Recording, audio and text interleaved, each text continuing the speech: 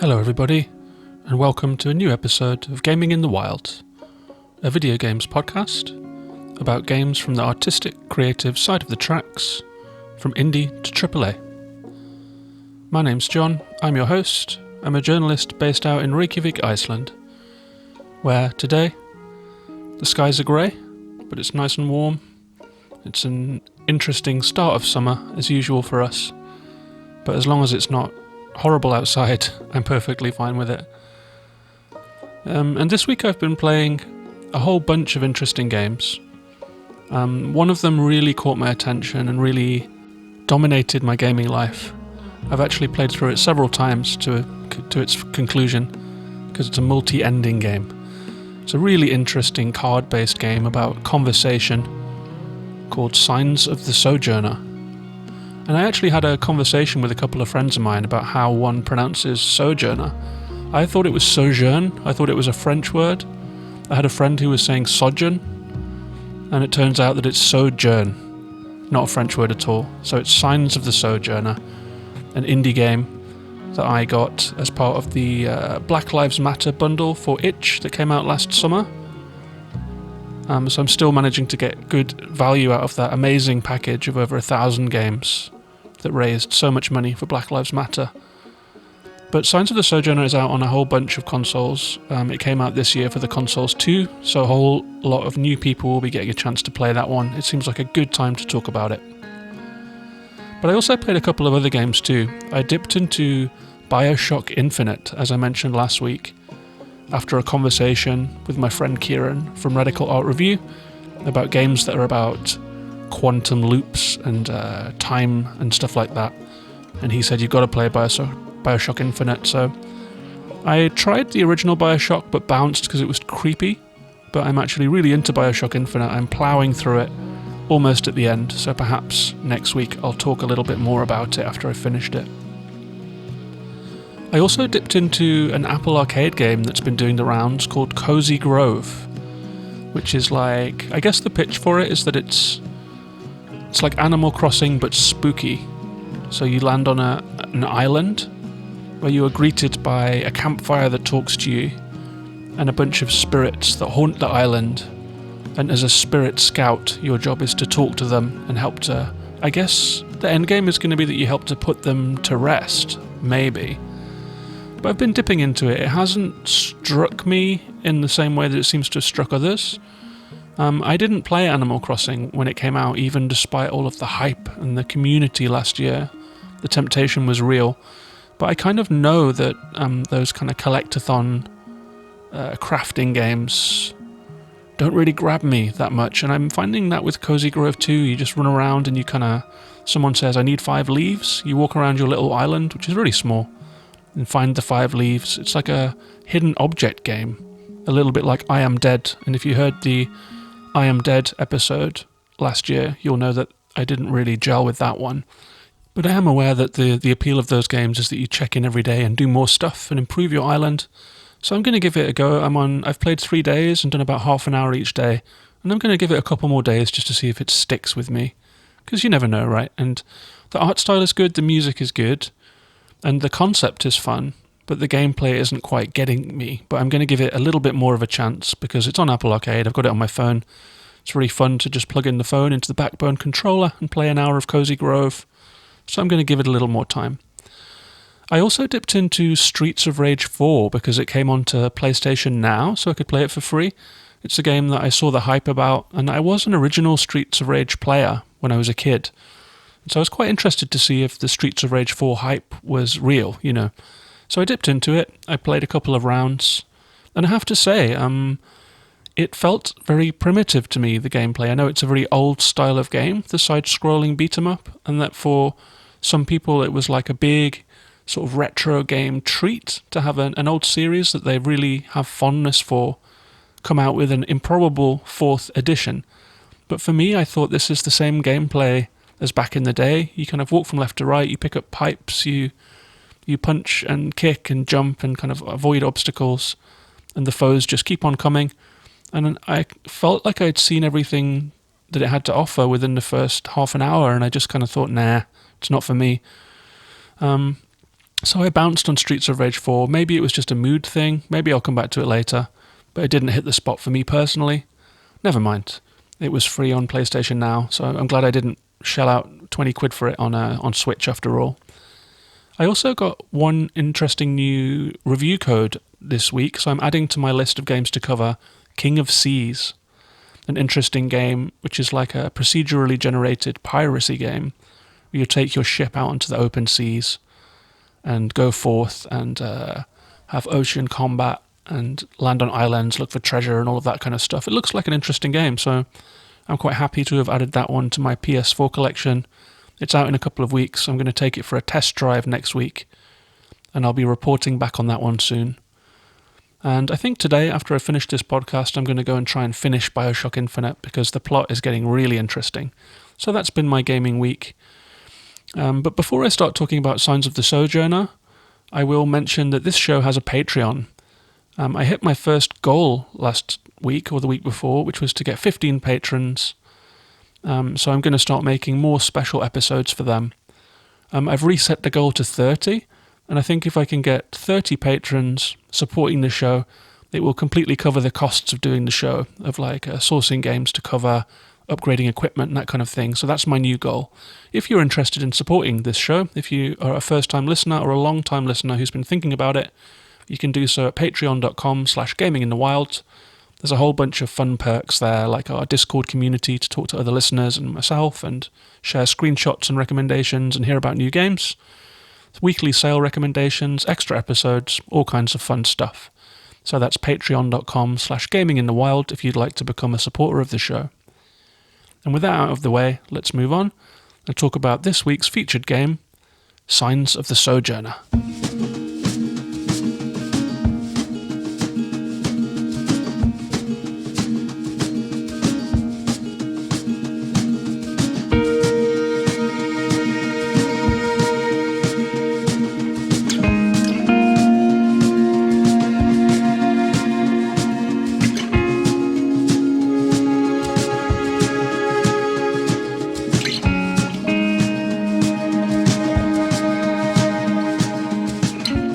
So Signs of the Sojourner is a 2020 indie game by a company called Echo Dog Games, a 3-person indie developer based in LA. It came out in 2020 for Mac and Windows, so Steam and all the usual places, and then in 2021 it came out for PlayStation 4, Switch and Xbox. It's available on all of those consoles now. I played it on my MacBook and it was perfectly fine. It's a good point and click type game. I imagine that it's probably designed with a mouse in mind, but the reviews seem pretty consistent across all of the platforms, so I think you're safe playing it on the Switch or on console. But I played it on a touchpad Mac and it was great. The soundtrack is by Skew Sound and Steve Pardo, and I have to say it's a wonderful soundtrack. It really captures the atmosphere of this game, and this is a game with a lot of atmosphere. It's a very dusty road trip desert game, and it has this lovely soundtrack, honestly. Just the guitars and the propulsion. Every town that you come to in your exploration has a new theme. People have individual themes. There's a lot of music in this game, and I think it really helps to build a sense of personality in each new place, that you'll get used to the sounds of the cities. You'll get used to the atmospheres that the music creates every time you go back, and it's quite effective in describing each new place that you discover. I've listened to that soundtrack outside of the game. I've been listening to it on Spotify, and it's really my taste. I've really been enjoying it. And as for the critical response to the game, it's done quite well. It has an average of about 80 across all of the formats.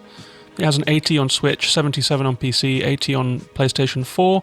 The console reviews are still coming in, but I am happy to see that there is no mention of the control scheme not working without the mouse, so I assume that they have translated it successfully to control their play.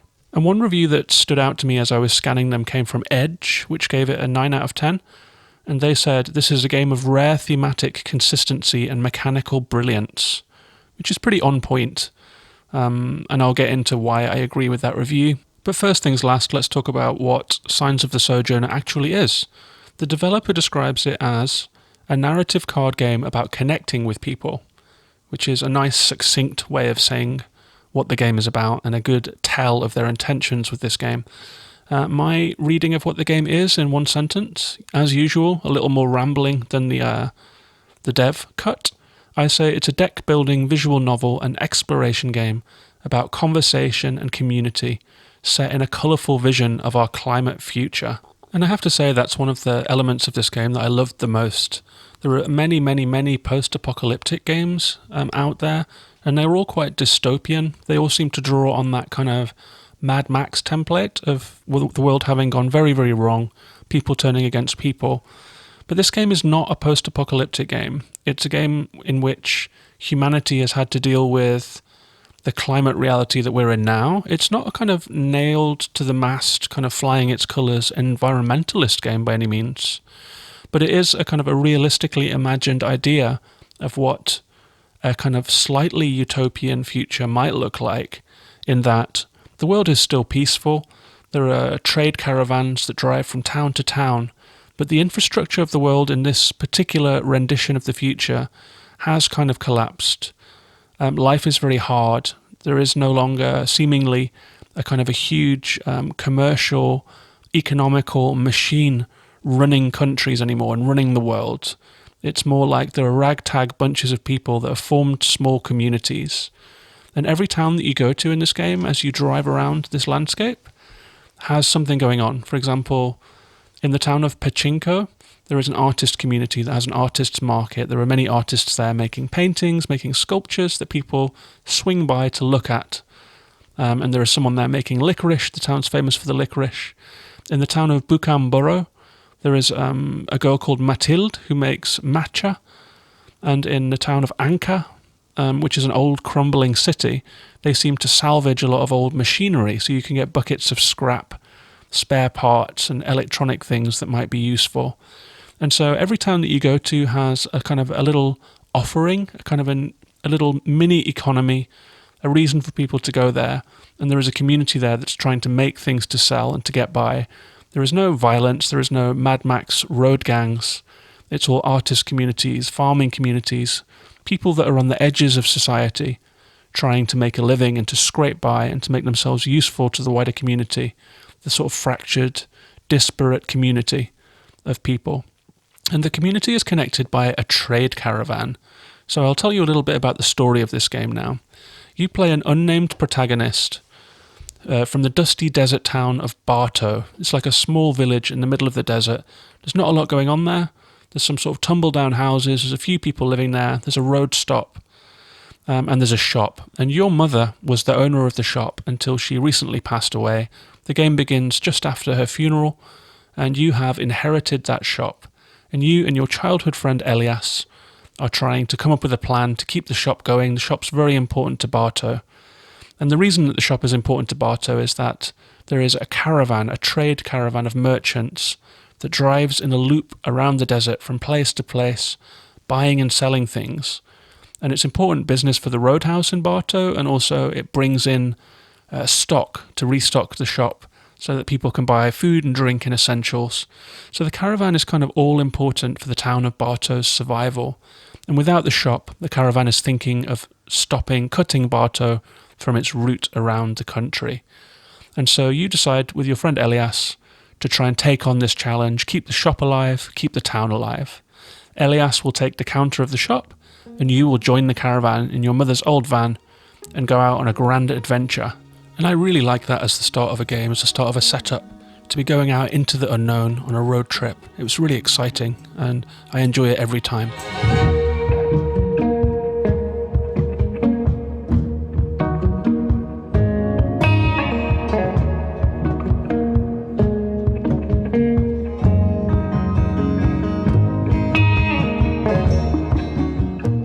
And it seems that your character has not been out before. They've lived their lives in Bartow, And so going out to see the world is kind of exciting and invigorating.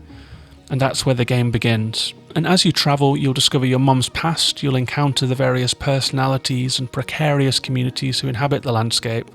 You'll get caught up in all kind of interesting subplots and find your way to one of the game's many endings.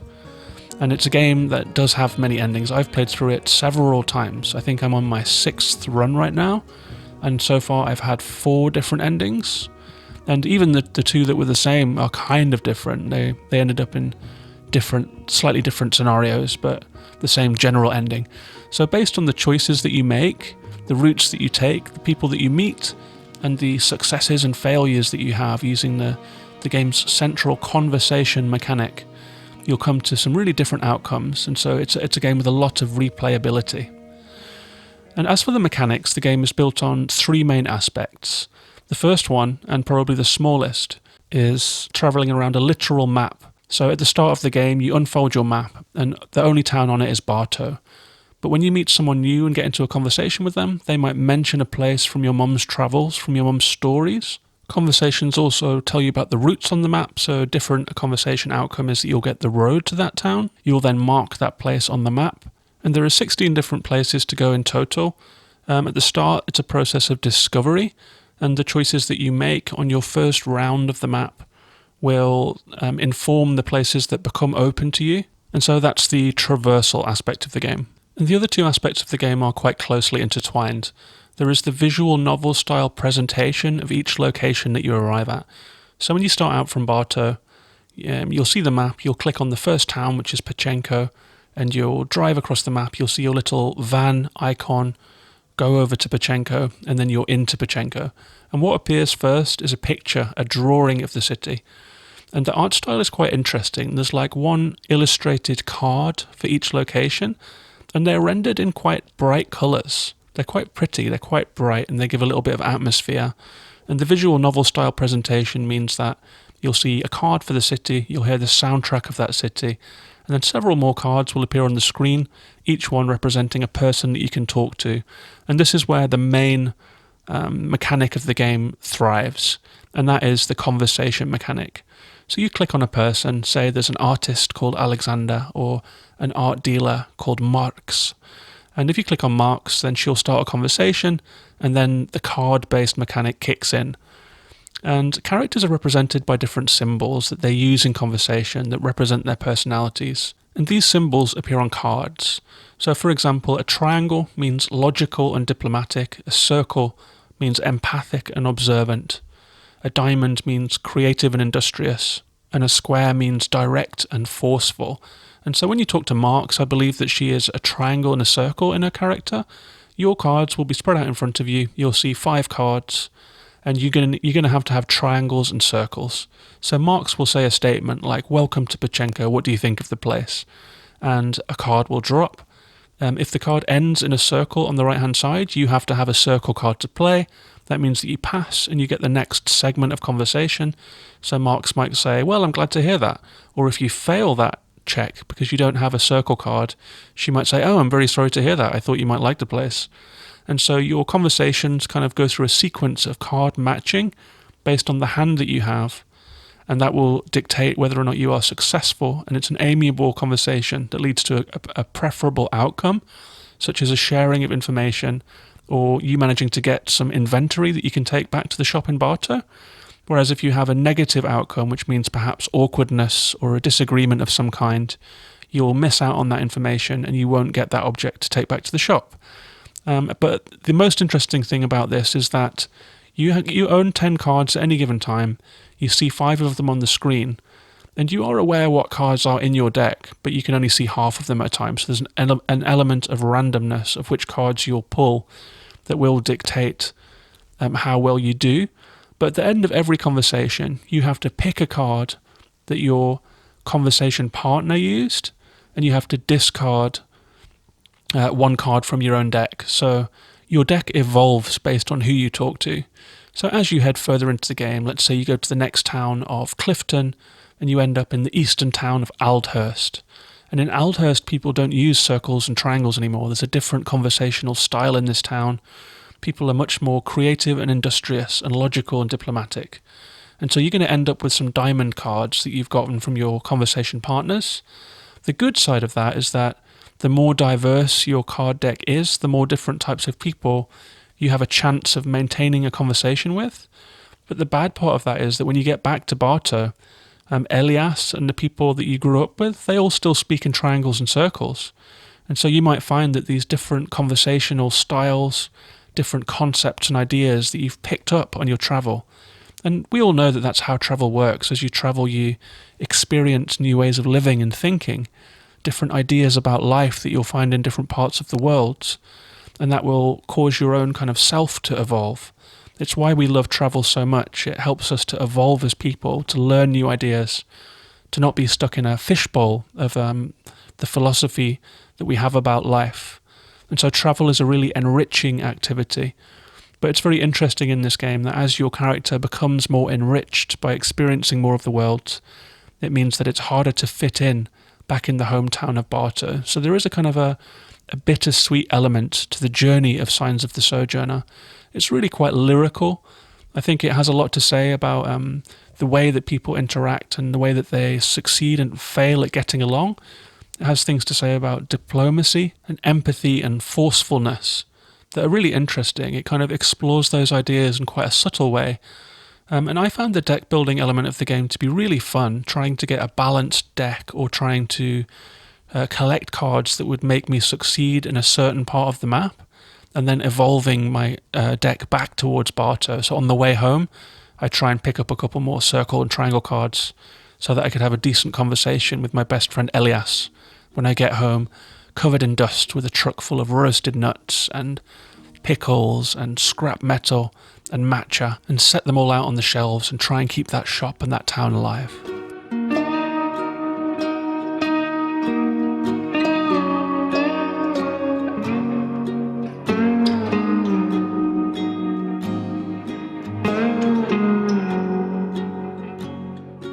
So I really enjoyed those mechanics in the game. It really invested me.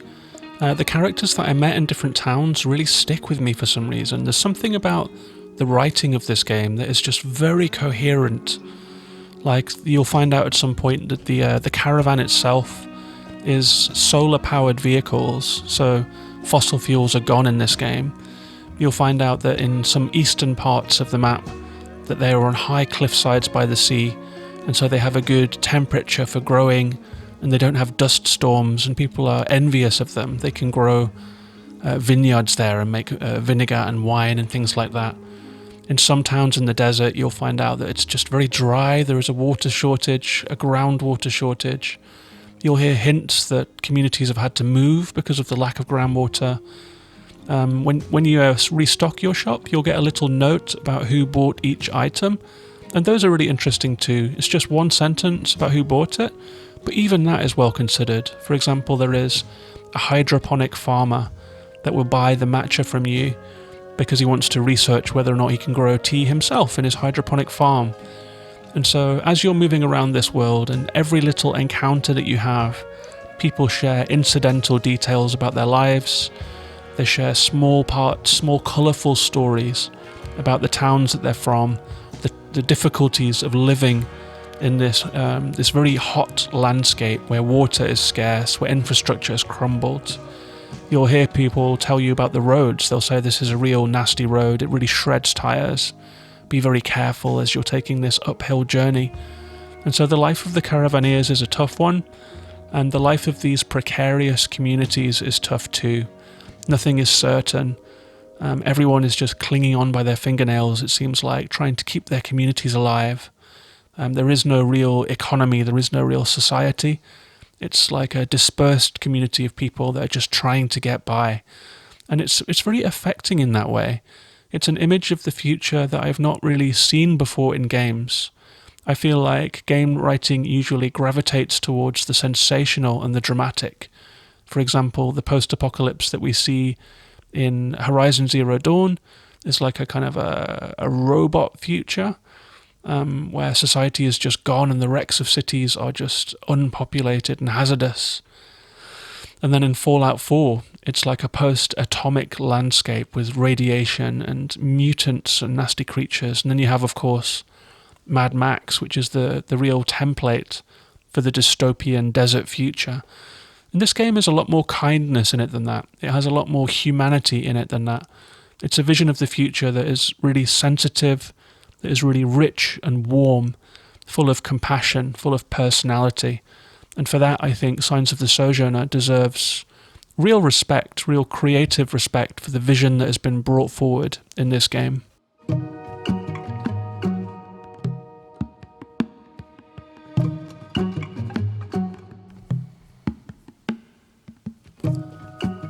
This next comparison might sound like a little bit of a stretch, but as I've been speaking, I've been thinking about other games that have given me that sense of warmth in the writing. And there are a couple, and it turns out that they are some of my favourite games, my literal favourite games. For example, you know, in Breath of the Wild, you return again and again to Kakariko Village and to all the different towns, Tarry Town in particular, where you really see the community grow and you help the community grow. And they're so warmly written that it feels like a fictional friend group that you have. And I really feel good when I return to those game environments. And also in Kentucky Route Zero, it's a very different game, but it's another game that really has such well-rounded characters that I think back to Weaver and to Conway and Joseph the gas station attendant and the playwright who's trying to get his play staged and the barkeeper and Junebug and Johnny the musicians. Like, they feel like in your mind they exist to me as kind of friends that I liked because the writing is so good. I feel genuinely warm towards them. And I feel that in Signs of the Sojourner. Like, I feel genuinely invested in finding out what happens to these characters. And part of the replayability of this game is that on different runs through the game, different people will appear in different places at different points in the story. And you can't be everywhere at once. Like, each trip that you take in the car before you go back to Bartow, it has a deadline of 50 days, and it takes maybe like 7 days to get between different towns. So you can visit 5 or 6 of the towns on each trip, if you're lucky, maybe a few more. And you'll encounter different characters at different points in their own journey through this time period. And so I think on my 3rd and 4th playthrough, I met characters that I had known since my first playthrough, but they were just at different points in their journey, and I got to find out like how things end for them. And there are still characters that I don't know how their story ends because I haven't managed to perhaps pass the right conversations, or I haven't just looked into seeing where they ended their journey. And so I think I will keep playing Signs of the Sojourner. I really want to really squeeze all the juice out of this game and find out how it ends for everybody. But as usual, I've saved my little critiques of the game for the end, because I do like to talk about the good parts the most and to really set up the games. The games that I cover on this podcast are pretty much all games. If they are the featured game of the episode, they're all games that I recommend. I like to take good games and to champion them.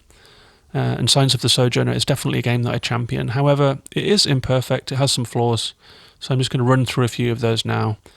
On the bad side, I mean, as you travel, you will get fatigue cards. And these are just a real pain in the arse. Say you're travelling between Clifton and Aldhurst, it's a long drive, or Buchanborough and Aldhurst rather. You'll get a fatigue card for that journey, and that's a card that is unusable. It has no symbols on either side, and it will invade your deck, and you're kind of stuck with it. There are a couple of mechanics for getting rid of fatigue cards. For example, you'll get a random road encounter that allows you to discard one fatigue card. You'll also at some point meet a dog, and you will sometimes be allowed to play with your dog, which will allow you to remove one fatigue card. But you can usually expect to go home with 5 or 6 or more fatigue cards.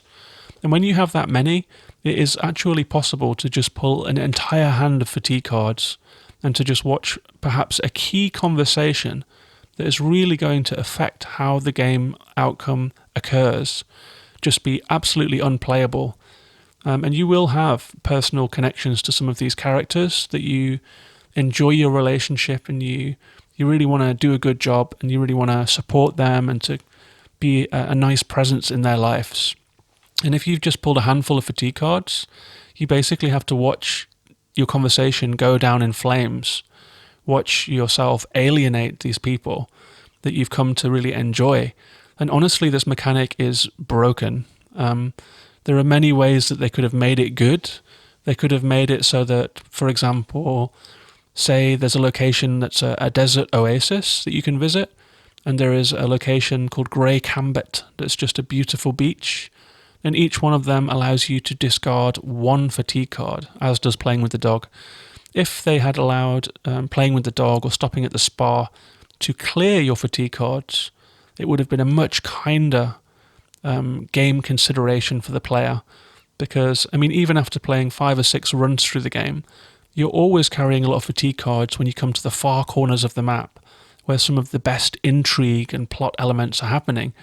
And so you're just hamstrung in some of the key moments of the game by this mechanic. It's just unnecessary. Honestly, it's just a real mistake. If you play the game, you'll see what I mean. And there are still endings to some of the relationships that I've missed because of this mechanic, and I'm just a bit sad about that. I think it could have been handled better. And that leads me on to a second one, which is in the conversation mechanic with the cards. Sometimes you just have no chance of winning, basically. I have come to prepare decks that have circles and diamonds in them because there's one corner of the map that I'm yet to get the final mystery from. So I've done playthroughs that were entirely focused on getting circles and diamonds so that I could talk to those people. But sometimes you talk to a circle and diamond person, you only have one strike in that conversation. You'll have different amounts of strikes. Sometimes you have 4 strikes because it's a very easy and amiable conversation partner. Sometimes you have 1 strike, and that means that if you mess up once, you're out. And you're out for the game, you're out for that run. And so I've come to a conversation with a circle and diamond person, put down a circle, turns out they don't have one. And that's the 2 symbols that you know that they're supposed to have are circle and diamond. They didn't have one of them. And so through no fault of your own, you've just lost one of the endings of the game. That's really mean. I feel like the characters that have circles and diamonds should always have circles and diamonds, just to offer you a chance of playing well, getting the best optimal deck for that person and getting through a conversation. To have a 1-strike conversation where you can play perfectly and lose is, to put it mildly, a questionable piece of game design, in my opinion. So despite the fact that I loved the game, there are a couple of bugbears that I had with it. I will say that I do think this is an absolutely fabulous game. It's rich, it's beautifully designed and illustrated. I mean, I haven't talked about the art style, but it's just so colourful. It's all pink sunsets and orange sand. It's bright, it's vivid. The characters are illustrated in what looks like somewhere between like a marker illustration and an MS Paint drawing. So it's very simple, but very striking. The writing is all just perfect. It's so warm. All of the characters have really sympathetic stories, and they all entangle so well. And as a collective work, every character that you talk to helps to elevate this vision of the future that Signs of the Sojourner so quietly has. Like I said, it's not a game that nails its colours to the mast and says this is about climate future, but everyone that you talk to helps to fill in the gaps of what happened to society, about the droughts, about diseases that have kind of blighted the population. And you'll just find these things out in incidental comments. I mean, the main thrust of the story is the very small story of trying to restock your shop and keep Bartow alive. So this wider story about the world itself is told between the lines in a really effective and brilliant way. So there is so much to love about this game. Echo Dog have done an amazing job. I'm really happy to see that the game has come onto consoles. I'm really happy to see that people are talking about it. I was really happy to see that it's been reviewed in publications like The Guardian. So it is one of those games that just has such a strong creative thrust behind it that it's one of the ones that got out of the traditional games media and started crossing over into more mainstream media. And I think it deserves that. I had a great time with it. I'm taking a break now because I've done 5 or 6 rounds of the game. I played it every day.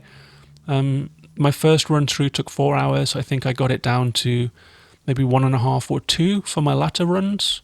So I've probably spent 10 to 15 hours playing the game. I'm taking a break now because I've kind of come to a dead end because of those flaws in the game that I mentioned just now. but I have nothing but warmth towards it. I have been passionately advocating for this game to my friends, trying to get them to play it. It's the kind of game that I think anyone who's got an interest in the kind of games that this podcast is about, in artistic games, in narrative games, in games with a vision, unusual independent productions, should play Signs of the Sojourner. So it's a hard recommendation from me. I will come back to it again. I really want to get to those final map locations and discover the final secrets of the game. That's Signs of the Sojourner.